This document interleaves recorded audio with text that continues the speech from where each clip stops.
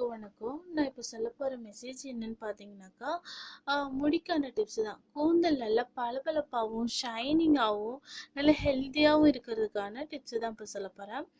கூந்தல் பளபளப்புடன் இருக்க வாரம் ஒரு முறை ஆலிவ் எண்ணெயை கொதிக்க வச்சு ஆறின உடனே கொஞ்சம் மீடியம் சூட்டில் நல்லா தலையில தேய்க்கணும். சுத்தமான ஆலிவ் எண்ணெய் மருந்து கடையில கிடைக்கும். தலையில தடவுவதற்கு எத்தனையோ விதவிதமான ஹேர் ஆயில் இன்னைக்கு மார்க்கெட்ல இருக்குது.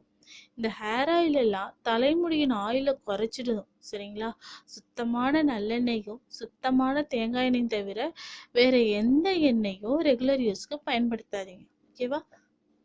அதுக்கடுத்ததா சிறிது சாதம் வடிச்ச கஞ்சியில ஷாம்புவை ஊற்றி, என்னைக்குமே ஷாம்புவை டைரெக்டாக தலையில் தேய்க்கக்கூடாது. ஓகேங்களா?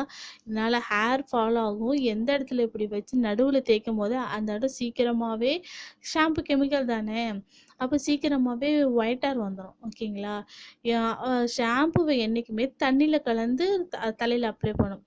அப்படி இல்லைன்னா வீட்டில் சோறு வடித்த தண்ணி, இந்த கஞ்சி சாதம் இருந்துச்சுன்னா அந்த தண்ணியில் வடித்த கஞ்சியில் ஷாம்பு ஊற்றி கலக்கி தலையில் தேய்ச்சி பாருங்கள்.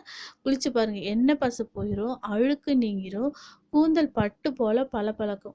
ஒரு 20 இயர்ஸ்க்கு முன்னாடிலாம் வடித்த கஞ்சியில் சீயக்காய் போட்டு தலையில் அம்மாலாம் குளிக்க வைப்பாங்கல்ல, அது மாதிரி தான். சரிங்களா? அதே மாதிரி அடுத்தது பார்த்தீங்கன்னாக்கா, தலைமுடி வறண்டு சீராக இல்லாமல் இருந்தாக்கா முகத்தோட தோற்றப்பொலிவே குறையும்.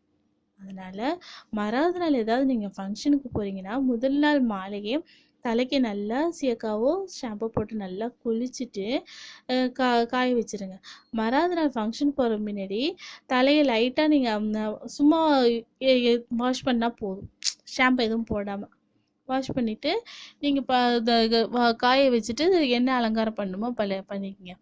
இது நீங்கள் போய் பியூட்டி பார்லரில் கலரிங்லாம் பண்ணிங்கனாக்கா, அதை கலரிங் போடுறதுக்கு தனியாக ஷாம்பு போட்டு அதை அலசும் போது தலையில் உள்ள, அதாவது முடியில் உள்ள சத்துக்கள் எல்லாம் போயிடும்.